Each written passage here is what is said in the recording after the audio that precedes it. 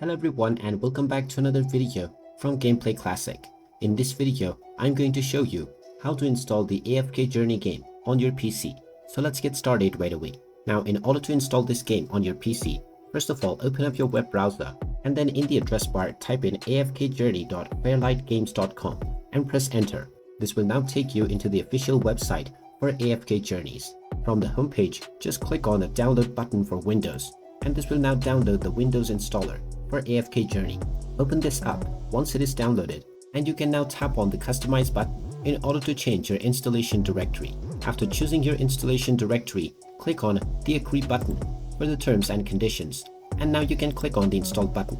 This will now begin the download and installation of the AFK Journey game on your device right away. Once it is done, you can click on the open button in order to open up the game and start enjoying right away. And there you have it. That is how easy it is to download and install the AFK Journey game on your PC.